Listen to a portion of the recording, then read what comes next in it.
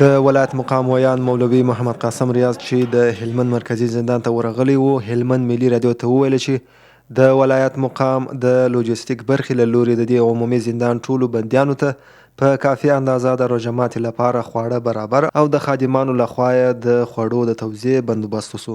هلمند والی الحاج محترم مولوي عبدالرحمن مسلم کندوزي صاحب نن سهار د ولایت مقام لوجستیک څانګې ته حکم وکړ ترڅو دغه هلمند د عمومي زندان د ټولو بندیانو لپاره د روژه ماتي ترتیب برابر کړي.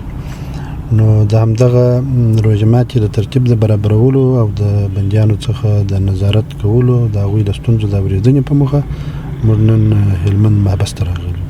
د لښکرګاه عمومي زندان بندیانو د ولایت مقام د دې همدردۍ څخه مننه وکړه او دا کار یې نیک اقدام او د دوی د روحیې لوړولو او دوی ته د ښې انګیزې ورکولو او اصلاح سبب وګڼي. زندانیانو د مرکزی زندان د مسؤلینو د غوره چلند یادونه هم وکړه او زیاته کړه چې له دوی سره اصولي او د وړونو په څیر چلند کوي.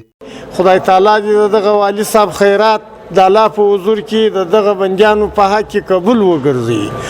نو ورور موږ ته ښه خیرات راکړی، مې سیابان راکړي، مې غوښې ښه پرېمانه راکړي. ورور مجاهدینو هم ډېره ښه ګزاره راسره کړې، ښه مجاهدین یې موږ ته درولي. یعنې که د شپې که د ورځې یعنې تر کلینیک حتی تر لوی شفاخانې پورې هم رسولی دی. نو موږ ډېر ځینې خوشحاله دي مجاهدینو سره الله رب العزت دوی په دنیا او په آخرت. بندیان د ټولنې څخه یوه جدا سوې برخه ګڼل کېږي چې په اقتصادي لحاظ کمزوري دي، د ترحم مستحق او ډیر زیات اسلامي او انساني حقوق لري. د هغوی سره همدردي او خواخوږي د ټولنیز ثبات سبب او د هغوی په اصلاح کې مهم رول لوبولی شي.